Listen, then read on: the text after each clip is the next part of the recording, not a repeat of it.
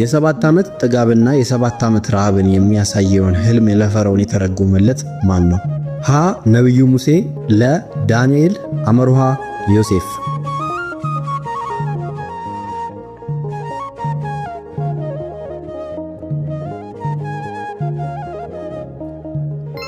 መልሱ አመሩሃ ዮሴፍ።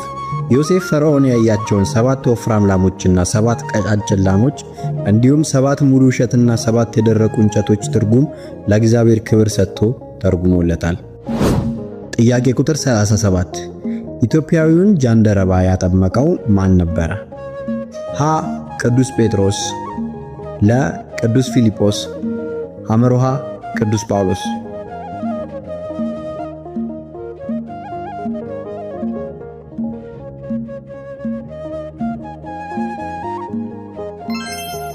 መልሱ ለቅዱስ ፊልጶስ።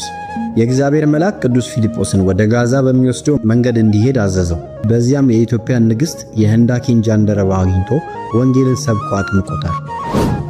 ጥያቄ ቁጥር 38 የደረቁ አጥንቶች ወደ ሕይወት ሲመጡ በራእይ ያየው ነቢይ ማን ነው? ሀ ነቢዩ ኢሳይያስ፣ ለ ነቢዩ ኤርምያስ፣ አመሩሃ ነቢዩ ሕዝቅኤል።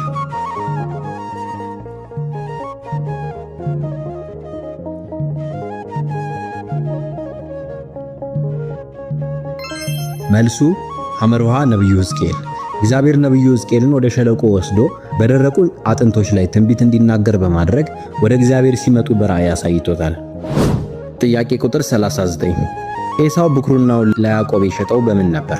ሀ በብርና በወርቅ፣ ለ በከብቶችና በበጎች፣ አመሩሃ በምስር ወጥ።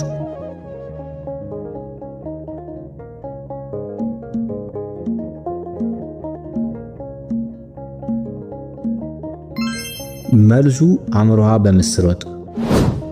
ጥያቄ ቁጥር 40 ወደ መቅደስ ገብቶ በዕጣን መሠዊያው ላይ በማጠኑ በለምጽ የተመታው ንጉሥ ማን ነበር? ሀ ንጉሥ ዖዝያን፣ ለ ንጉሥ ሳኦል፣ አመሩሃ ንጉሥ ሕዝቅያስ።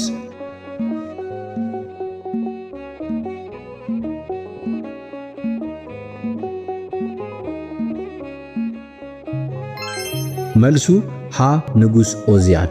ዖዝያን ለካህናት ብቻ የተፈቀደውን ዕጣን የማጠን ተግባር ባለመታዘዝ ለመፈጸም በመሞከሩ ግንባሩ ላይ በለምጽ ተመቷል።